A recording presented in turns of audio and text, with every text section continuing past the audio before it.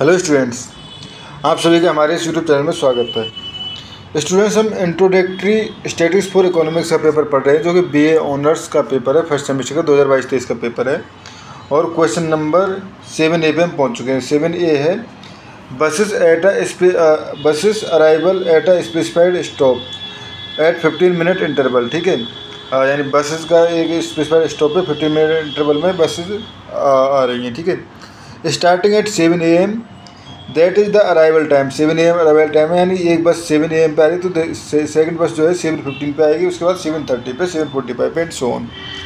If a passengers arrival at a stop that is uniformly distributed between 7 to 7:30, find the probability that he will wait at least 12 minutes. ठीक है, हमें probability निकालनी है कि उसको eight least 12 minute wait करना पड़ेगा। इसकी प्रोबेबिलिटी क्या होगी? ठीक है स्टूडेंट्स, तो इसकी प्रोबेबिलिटी को हम इस तरह से निकाल सकते हैं। क्वेश्चन को सॉल्व करना चालू करते हैं पॉइंट वाइज। ठीक है, तो बेसिकली रैंडम डिस्ट्रीब्यूशन गिवन है हमारे पास। ठीक है, सॉरी, डिस्ट्रीब्यूशन जो है बेसिकली यूनिफॉर्मली डिस्ट्रीब्यूशन है। ठीक है, तो let T is arrival time. ठीक है, तो टी जो है बेसिकली हमारे पास यूनिफॉर्म डिस्ट्रीब्यूशन है 0 to 30। तो यहाँ से मैं इसका यूनिफॉर्म डिस्ट्रीब्यूशन का PDF जो होता है वो बेसिकली 1/b - a होता है।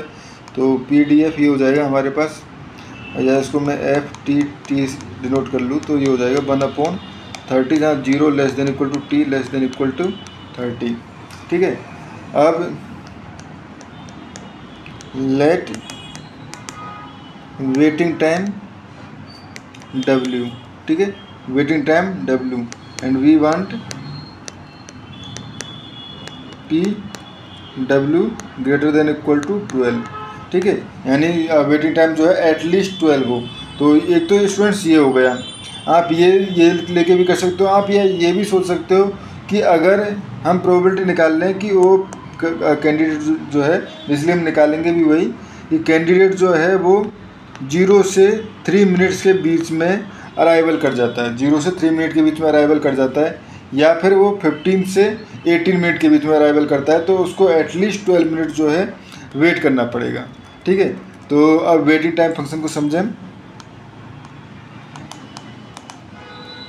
वेटिंग टाइम फंक्शन, ठीक है, तो बेसिकली अगर 0 <= t <= 15 है, तो उस कंडीशन में वेटिंग टाइम जो होगा वो हो जाएगा 15 - t। ठीक है, एंड इफ 15 <= t <= 30 है, तो उस कंडीशन में ये हो जाएगा हमारे पास वेटिंग टाइम = 30 - t। ठीक है, 30 - t रहेगा बेसिकली। अब 50 जो है वो 15 से बड़ा है। ठीक है, तो ये हो गया हमारे पास। अब नाउ W यानी वेटिंग टाइम, यहाँ पे लिख दो वेटिंग टाइम > 12। ठीक है, एम्प्लाइज 15 - t > 12 एंड 30 -